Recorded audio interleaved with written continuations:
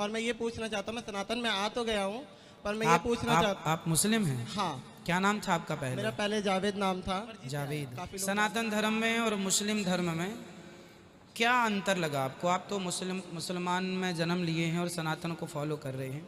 ये बताइए दोनों में क्या अंतर? ये लोग लड़ते क्यों हैं धर्म को लेके? हेलो दोस्तों, संध्या रिपु ईशान के चैनल पे दोस्तों आपका एक बार फिर से स्वागत है। जैसा कि दोस्तों इस वीडियो में आपने देखा कि एक मुस्लिम धर्म का जो बॉय है, लड़का है, उसने हिंदू धर्म को कबूल किया है। अब इसका रीजन क्या है? मैंने तो ज्यादातर देखा है कि हिंदू लोग मुस्लिम धर्म को कबूल करते हैं ताकि उनमें एक सच्चाई दिखती है और कुरान के ऊपर ही चलते हैं।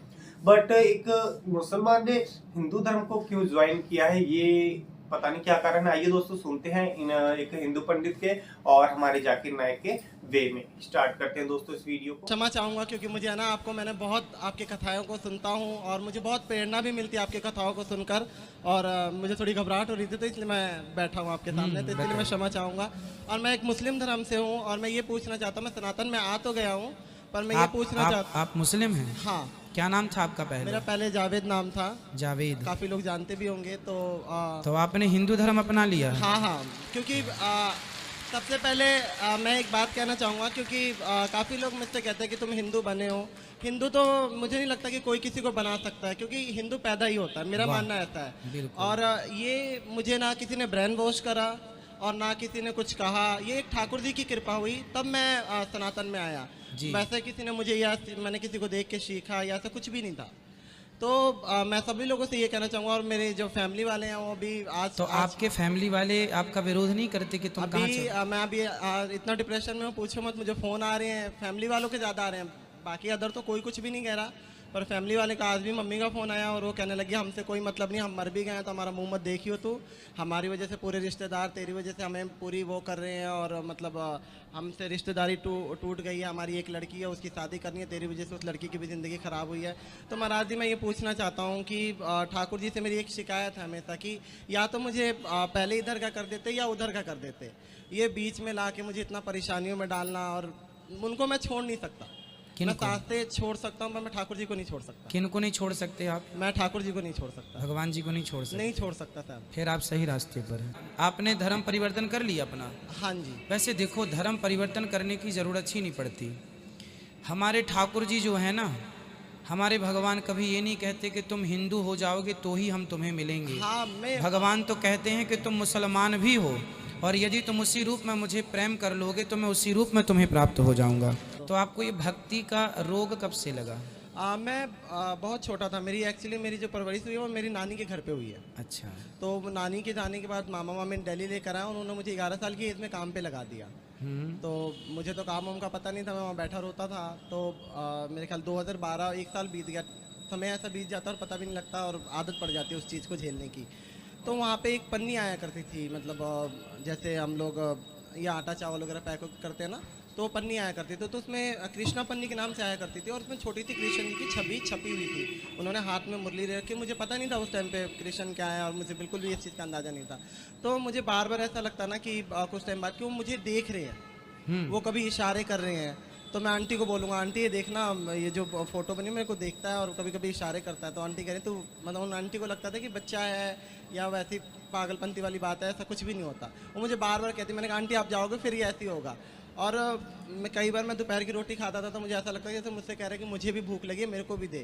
तो मैं आधी रोटी निकाल कर और सब्जी देता था, और भगवान जाने वो कहाँ जाता था मेरे को बिल्कुल नहीं पता। और फिर उसके बाद से इतना उससे प्रेम हो गया कि मैं उस चिट को उखाड़ कर अपने साथ लेकर आया, डेली ले आता। फिर उसके बाद से जो मेरे मामा मुमा थे उनसे वो लोग मुझे मारने पीटने लग गए कि तू ये क्या कर रहा है, ये है वो है, जो भी हो।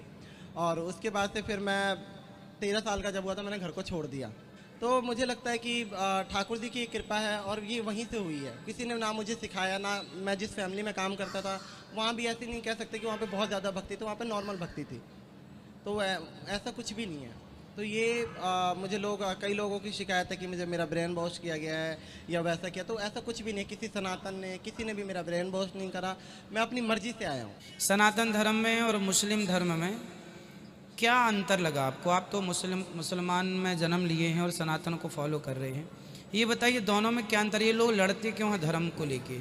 मुझे तो ये पता नहीं, क्योंकि मैंने इतनी उन चीज़ों में पढ़ाई नहीं कर रखी।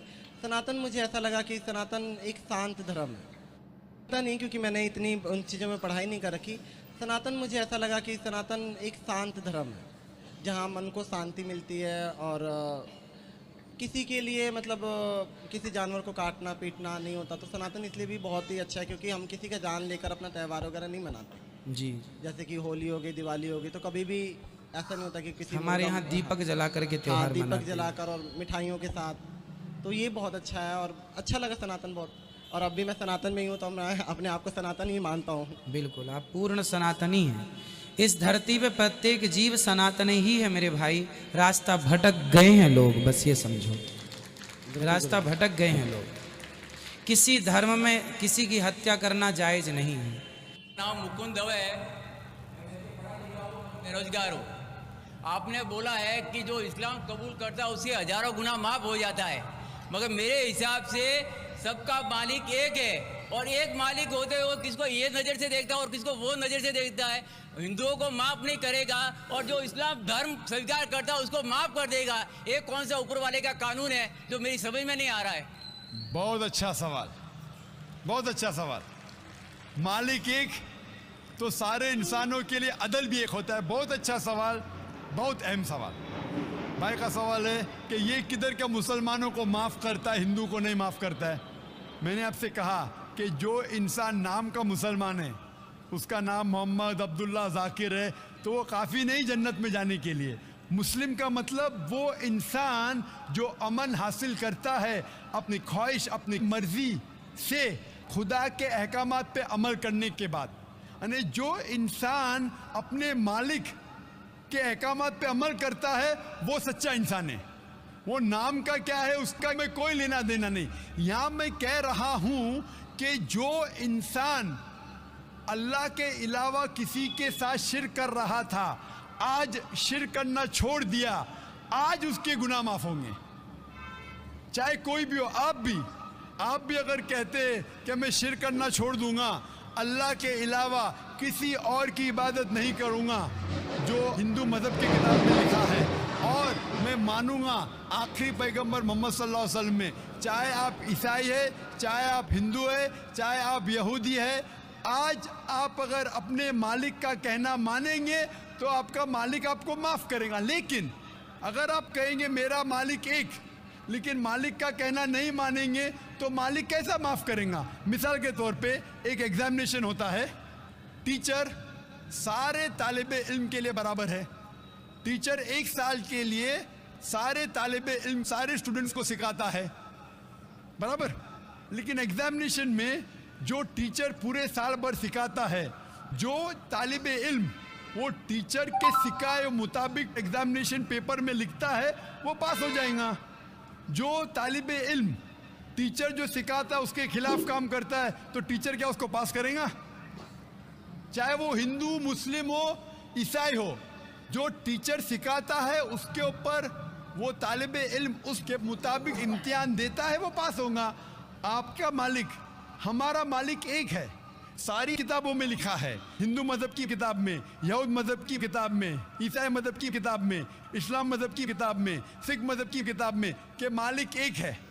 मालिक के अलावा किसी की इबादत नहीं करना चाहिए, खुदा के अलावा किसी की इबादत नहीं करना चाहिए। कल मैंने फरमाया था कि उस खुदा की कोई प्रतिमा नहीं, कोई अक्स नहीं, कोई फोटोग्राफ नहीं, कोई पिक्चर नहीं, कोई बुत नहीं, कोई मूर्ति नहीं। फिर अगर आप मूर्ति देंगे तो आप मालिक का कहना नहीं मान रहे। तो अगर आप मालिक का कहना मानेंगे, आपका नाम कुछ भी हो, मोहन हो, कुछ भी हो, शंकर हो या अब्दुल्ला हो, अगर आप मालिक का कहना मानेंगे तो आप सचमुच उस मालिक के बंदे हैं। अगर आप मालिक का कहना मानेंगे तो आपके गुनाह माफ हो जाएंगे।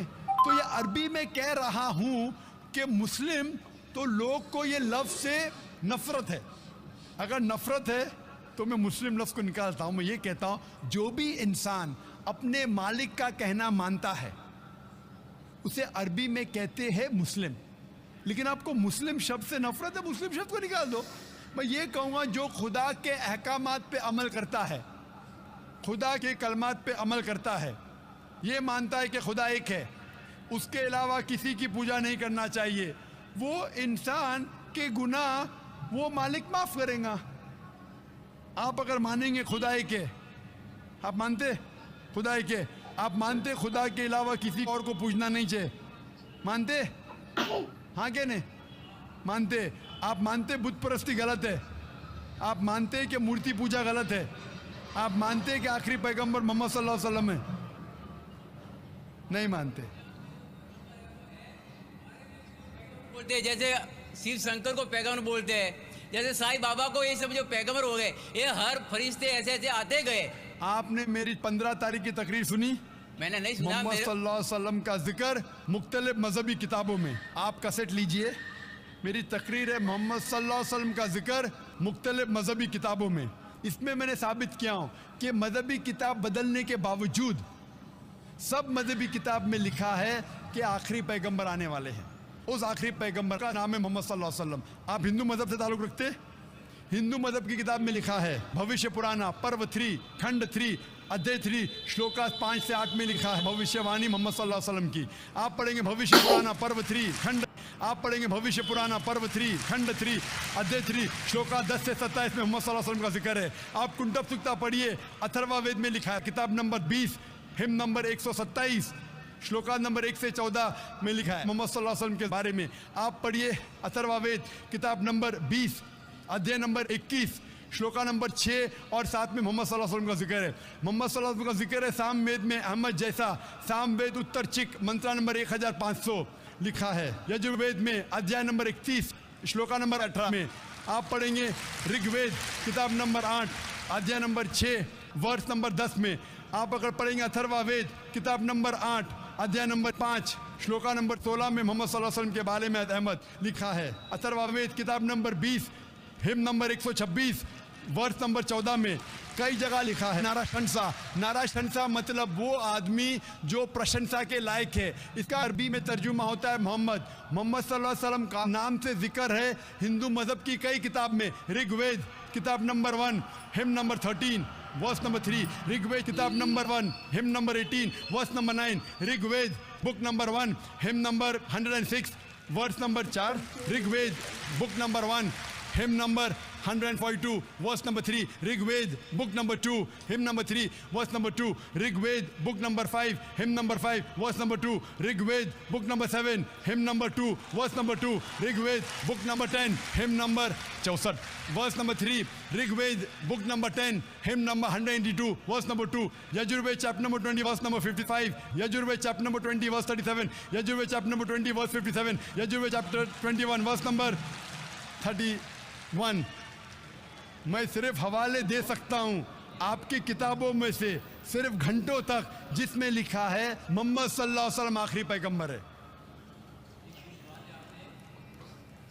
आज जो इस्लाम कबूल कर रहे हैं उनको ये समझाओ कि इस्लाम धर्म क्या है।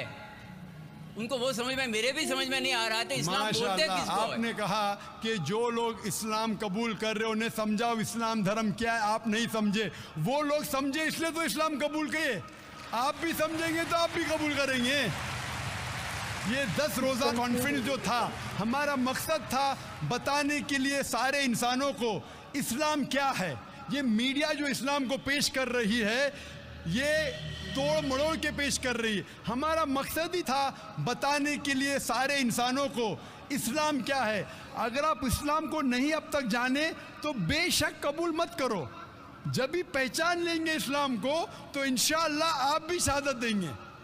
मेरी दुआ है अल्लाह सुब्हानहू व तआला से, उस मालिक से, कि आपको हिदायत दे कि आप ये माने कि अल्लाह एक है, अल्लाह के अलावा कोई माबूद नहीं और मोहम्मद सल्लल्लाहु अलैहि वसल्लम आखिरी पैगंबर है। मैं कहूँगा वॉलंटियर से कि आप। हेलो दोस्तों, वीडियो आपको कैसी लगी दोस्तों? तो जैसा कि आपने ये वीडियो देखी, इस वीडियो से एक सीख तो मेरे को मिलती है और स्टार्टिंग से मुझे पता है अल्लाह हो चाहे भगवान हो, हर एक ही है, कोई भी हो एक ही है। हर जात में, पात में, हर धर्म में ईश्वर जो है, भगवान है, अल्लाह है, जो भी है हर धर्म के लिए वो एक है। हम लोग अलग अलग वे में मानते हैं बट अल्लाह है वो एक ही है और एक ही की पूजा और वही हमारे को उसका ही ध्यान करना चाहिए। और पुतलों की, फोटो की या किसी पत्थर की या हर चीज़ की पूजा करने लगते हैं, उसकी नहीं करनी चाहिए। हमें आंखें बंद करके बस उनका विचरण करना चाहिए, नाम लेना चाहिए, चाहे आप कहीं हो शुद्ध शरीर होके, हाथ पैर धो के, अपने मन को शुद्ध रख के, तन को शुद्ध रख के बस उनको याद कर लो कहीं पे भी बैठ के दिल से, तो बस उनके लिए अपना सर झुकाना है और किसी के सामने सर झुकाना नहीं होता।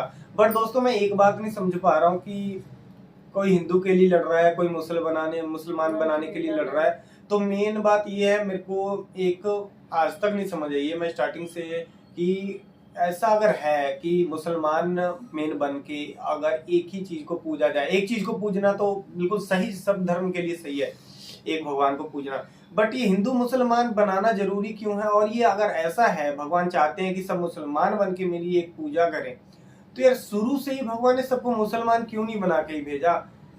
भगवान को तो दो तरफा गेम नहीं खेलनी चाहिए ना, कि भाई जैसे चलो पॉलिटिक्स में होता है कि हाँ तो बीजेपी कांग्रेस यहाँ आके ही बदलाव हुआ है, तू ये वो 2 दल 3 दल यहीं आके बटे हैं। तो भगवान को तो कम से कम सबको मुस्लिम बनाना चाहिए, इसके बाद ये करना चाहिए कि हाँ भाई तू पूछता है नहीं पूछता है सच्चे मन से क्या होता है। तो वो है दोस्तों, तो प्लीज इसका आप कमेंट में आंसर दीजिएगा कि सबको एक साथ मुसलमान बना के क्यों नहीं भेजा, और अगर भेजा तो क्यों हिंदू मुसलमान में तब्दील हो गए सारे। तो दोस्तों अगर आपको इसका आंसर थोड़ा भी पता हो तो प्लीज हमारे को कमेंट करके बताइए, ताकि हम भी कुछ नॉलेज ले सकें, या किसी वीडियो में इसका उदाहरण हो तो हम वो वीडियो के ऊपर रिएक्शन दें और खुद भी समझ पाए। तो दोस्तों ये वीडियो अच्छी लगी हो तो लाइक शेयर कमेंट कीजिए। ओके दोस्तों बाय। चल संध्या बंद करके दोबारा